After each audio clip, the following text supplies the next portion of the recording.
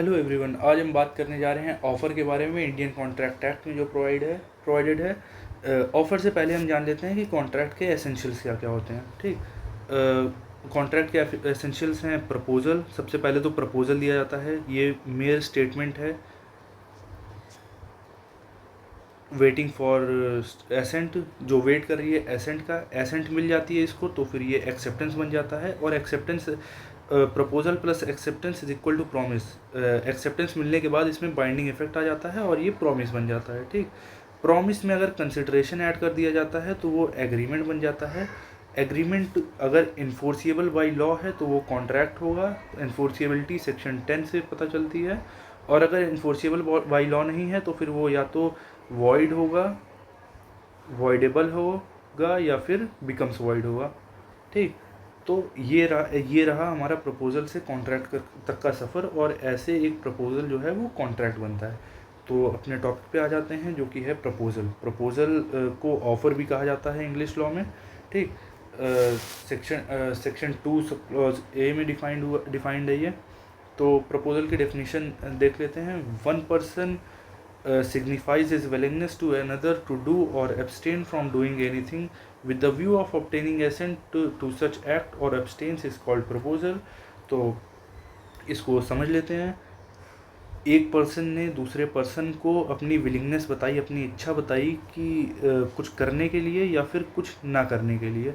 ठीक, with the view of obtaining assent, उसकी सहमति प्राप्त करने के लिए या फिर एसेंट प्राप्त करने के लिए, इस एक्ट के लिए या फिर इट्स एब्सटेंस के लिए। ठीक, इसके एसेंशियल्स देख लेते हैं इसी डेफिनेशन से।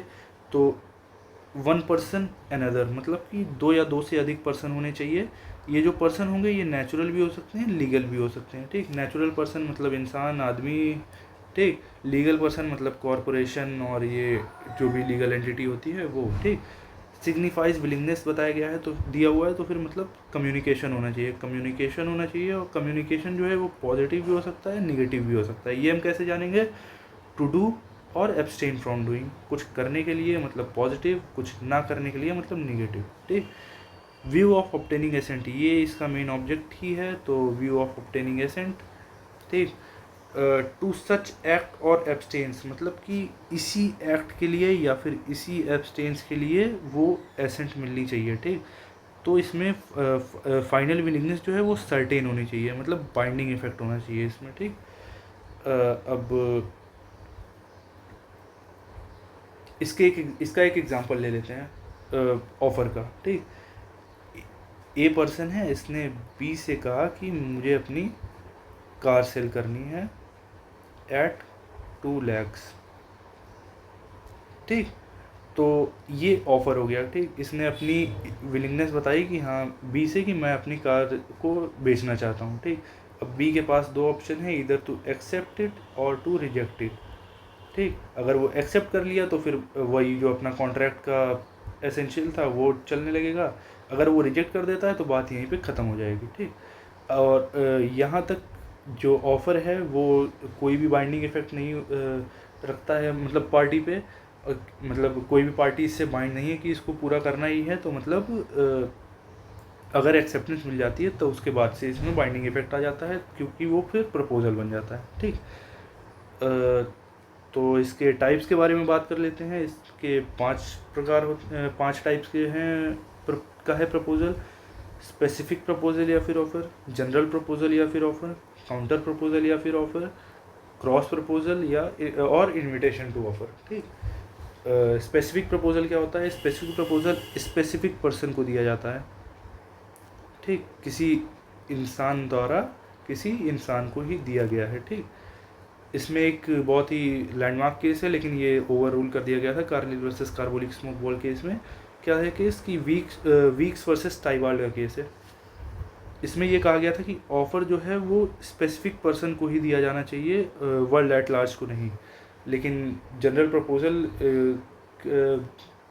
के बारे में Carlill versus carbolic smoke ball case में बताया गया था, तभी इस केस को ओवर रूल कर दिया गया। ठीक, अब जनरल प्रपोजल क्या होता है? जनरल प्रपोजल जो है वो वर्ल्ड एट लार्ज को दिया जाता है। जैसे एक पर्सन ने कई सारे लोगों को कहा, मतलब कई सारे लोगों को ऑफ़र दिया, तो वो जनरल प्रपोजल होगा। ठीक। इसमें एक पर्सन का नाम याद रखिएगा, एंसन। एंसन ने बहुत सारी डेफिनेशंस दी हैं इंडियन कॉन्ट्रैक्ट एक्ट में, कॉन्ट्रैक्ट की भी डेफिनेशन दी है इन्होंने, और भी कई सारी डेफिनेशंस इन्होंने दी है। तो जनरल प्रपोजल के बारे में ये क्या कहते हैं कि offer need not to be made to specific person. Offer जो है वो ज़रूरी नहीं है कि किसी स्पेसिफिक पर्सन को ही दिया जाए, लेकिन मतलब ये वर्ल्ड एट लार्ज को भी दिया जा सकता है, लेकिन कॉन्ट्रैक्ट तब तक नहीं बनेगा जब तक कोई पर्सन सामने आके इसको एक्सेप्ट नहीं कर लेता।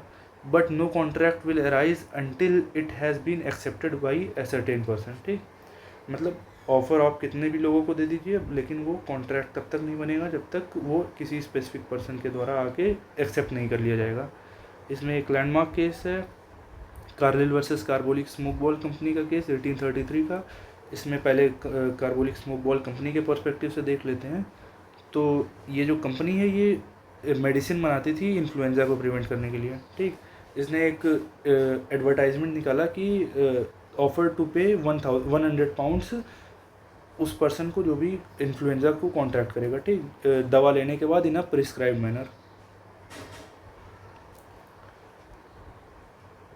मैनर में जो भी इस मेडिसिन को लेगा, फिर भी उसको अगर इन्फ्लुएंजा हो जाती है तो फिर ये 100 पाउंड्स देंगे। और जो कंपनी थी उसने 1000 पाउंड्स डिपॉजिट किए बैंक में भी टू शो इट्स सिंसेरिटी, मतलब अपनी कि हाँ हम जो ऑफ़र दे रहे हैं उसको पूरा करेंगे, इसको शो करने के लिए उसने बैंक में डिपॉजिट भी किए इतना अमाउंट। ठीक, अब जो ये प्लेंटिफ है हमारे कार्लिल भाई साहब, इनको इन्फ्लुएंजा हो जाता है, ठीक, मेडिसिन लेने के बाद भी इन अ प्रिस्क्राइब मैनर। ठीक, कंपनी की कंटेंशन क्या थी कि ये जनरल ऑफ़र है और ये गुड ऑफ़र नहीं है, क्योंकि ये किसी स्पेसिफिक पर्सन को कम्युनिकेट नहीं किया गया है। मतलब ये जो ऑफ़र था वो सिर्फ कार्लिल को तो बताया नहीं गया था, वो तो एडवर्टाइजमेंट में वो किया गया था, ऑफ़र किया गया था कि जो भी इन्फ्लुएंजा से कॉन्टैक्ट होगा उसको दे दिया जाएगा।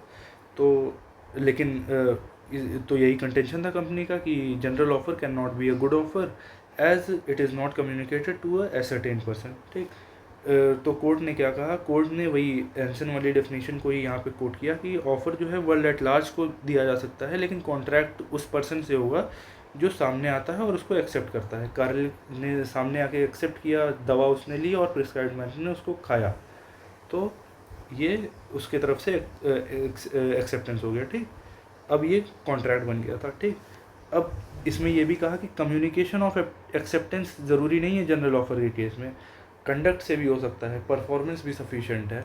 अब ऐसा तो है नहीं कि हर पर्सन जाके पहले बताएगा कि हाँ हम इसको एक्सेप्ट कर रहे हैं और इसको हम कॉन्ट्रैक्ट को परफॉर्म करेंगे। वो अपने कंडक्ट से भी शो कर सकता है कि हाँ एक्सेप्ट कर रहा हूँ मैं इस ऑफ़र को। ठीक, तो परफॉर्मेंस या फिर conduct is sufficient. General offer जो है, थर्ड पॉइंट क्या बोला गया, जनरल ऑफ़र जो है वो कंटिन्यूइंग इन नेचर है, मतलब कंटिन्यूइंग मतलब चलता रहता है जब तक वो किसी पर्सन ने आके उसको कंप्लीट ना कर दिया। मतलब open for acceptance by any number of persons until retracted. मतलब जैसे मान लीजिए कि कोई पर्सन ने ऑफ़र दिया तो वो तब तक चलता रहेगा जब तक कोई, जैसे मान लीजिए कोई पर्सन है उसका बच्चा खो गया है, उसने एडवर्टाइजमेंट बिल बोर्ड निकाला कि जो भी उसको फाइंड करेगा उसको 500 रुपीज़ मिलेंगे। ठीक, तो अब ये जो ऑफ़र है ये कितने भी नंबर ऑफ़ पर्सन जो भी बिल बोर्ड को लेते हैं उनके लिए ओपन है। ठीक, लेकिन वो एक्सेप्ट उसी पर्सन के द्वारा होगा जो उस बच्चे को फाइंड कर देता है और ले आके ये फादर को दे देता है जिसने बिल बोर्ड को इशू किया था। ठीक, तो यही इसमें कहा गया कि जनरल ऑफ़र जो है वो कंटिन्यूइंग इन नेचर है, open for acceptance by any number of persons until retracted. इसके बाद आता है हमारा counter proposal. Counter proposal is a fresh offer in lieu of others offer. ठीक, काउंटर प्रपोजल ये है कि जैसे मान लीजिए ए ने कहा कि मैं इस सामान को 1000 में बेचूंगा, लेकिन जो बी है वो कहता है कि नहीं भाई 950 में बेचो। तो जो पहला 1000 वाला वो है वो कैंसिल हो जाएगा, वो वहीं पे ख़त्म हो जाएगा, और 950 वाला जो होगा वो काउंटर प्रपोजल होगा या काउंटर ऑफ़र होगा। ठीक, ओरिजिनल प्रपोजल जैसे जो 1000 वाला था वो एंड पे आ जाएगा। ठीक, इसमें एक बहुत ही लैंडमार्क केस है हाइड वर्सेस रेंच का, 1940 का केस लॉ है ये। इसमें एक पर्सन रहता है, वो ऑफ़र करता है अपनी स्टेट बेचने के लिए 1200 पाउंड्स में, लेकिन डिफेंडेंट डिक्लाइन कर देता है, बारगेनिंग करना चाहता है, ठीक, वो फिर ऑफ़र करता है कि 1000 पाउंड्स में खरीद लीजिए। प्लेंटिफ कहता है कि नहीं, 950 में बेचना हो तो बताओ। तो फिर डिफेंडेंट 2 वीक्स का टाइम मांगता है कि सोचने के लिए, और फिर उसके बाद मना कर देता है कि 950 में नहीं बेचना है हमें। फिर प्लेंटिफ जो है वो वही जो पुराना 1000 वाला ऑफ़र था उस पर एग्री कर देता है। तो कोर्ट ने कहा कि it is not a valid acceptance, proposal for selling at 1000 pounds has already come to an end. जो 1000 पाउंड वाला प्रपोजल था वो फिर से एंड पे आ गया है, और ये एक्सेप्टेंस नहीं है, दो ये इसको एक काउंटर ऑफ़र की तरह कंसीडर किया जाएगा, और फिर वापस से डिफेंडेंट के पास ऑप्शन होगा कि वो एक्सेप्ट करे या फिर रिजेक्ट करे, ठीक। तो ये रहा अपना काउंटर ऑफ़र। अगला क्रॉस ऑफ़र पे आते हैं। क्रॉस ऑफ़र या प्रपोजल ये है, 2 parties make identical offers to each other in ignorance of each other's offer. इसमें रिक्वायरमेंट्स क्या हैं, पार्टीज, सब्जेक्ट मैटर और टर्म्स ऑफ ऑफर दोनों सेम होना चाहिए। इसका एक एग्जांपल ले लेते हैं। ए ने लेटर भेजा बी को कि मैं आपकी अपनी कार बेचना चाहता हूँ 2 लाख में, ठीक। बी ने भी एक लेटर भेजा ए को कि मैं आपकी कार खरीदना चाहता हूँ 2 लाख में, ठीक। तो ए बी को लेटर भेजा, बी ए को लेटर भेजा, पार्टीज सेम है, सब्जेक्ट मैटर कार सेम है, terms of offer 2 lakh same है, तो ये क्रॉस ऑफर हो जाएगा या क्रॉस प्रपोजल हो जाएगा, ठीक। अगला आता है हमारा इनविटेशन टू ऑफर या इनविटेशन टू प्रपोजल। इसमें क्या होता है, one party without expressing its final willingness proposes certain terms on which he is willing to negotiate. मतलब वो ऑफ़र नहीं दे रहा होता है, लेकिन कुछ टर्म्स बताता है कि मैं कुछ टर्म्स बताता है कि मैं इन टर्म्स पे अपना सामान को बेच दूँगा, ठीक। जैसे हम शॉप्स में देखते हैं कि सेल लगी होती है 50% 40% जो भी, तो ऐसा जो वो, तो ये इनविटेशन टू ऑफ़र है, ये बस एक इंड्यूसमेंट दी जाती है कि कोई भी पर्सन आए मेरे पास और वो सामान को ख़रीदे, ये ऑफ़र नहीं होता है। अब जैसे मान लीजिए हमने वो देख के हमने वो बिलबोर्ड देख के सेल वाला, अगर हम अंदर चले गए और हम इस पर्सन से कहते हैं कि ये सामान दिखाइए या ये कपड़ा दिखाइए, तो फिर हम ऑफ़र कर रहे हैं और वो शॉप का जो ओनर है उसके पास ऑप्शन है कि वो एक्सेप्ट करे या रिजेक्ट करे। तो ऑफ़र जो है वो जो पार्टी जैसे कस्टमर के थ्रू आता है, और जो शॉप ओनर है वो एक्सेप्ट करेगा, वो एक्सेप्टर रहेगा, एक्सेप्ट कर सकता है वो या एक्सेप्ट ना करे, ठीक। One party without expressing final willingness proposes certain terms on which he is willing to negotiate, ठीक। इसमें एक केस है बहुत लैंडमार्क, हार्वी वर्सेस फेसी, इसको कहा जाता है बम्पर हॉल पेन केस, इस नाम से ये जाना जाता है। तो इसमें क्या हुआ था कि प्लेंटिफ ने डिफेंडेंट को टेलीग्राफ किया कि tell me the lowest price of Bumper Hall Pen, ठीक। डिफेंडेंट ने रिप्लाई किया कि lowest price of Bumper Hall Pen is 900 pounds.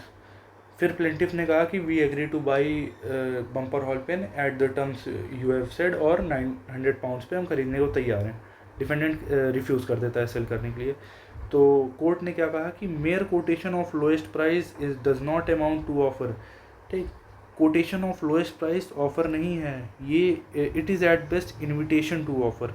तो अब यहाँ पे क्या हुआ कि डिफेंडेंट ने जो लोएस्ट प्राइस बताया ये इनविटेशन टू ऑफ़र है, और वी एग्री टू बाई जो है ये ऑफ़र माना जाएगा, और ये डिफेंडेंट के ऊपर है वो एक्सेप्ट करे या फिर रिफ्यूज़ करे, ठीक। तो ये था अपना ऑफ़र का सारा। इसके बाद हम एक्सेप्टेंस करेंगे अगले वीडियो में। Thank you.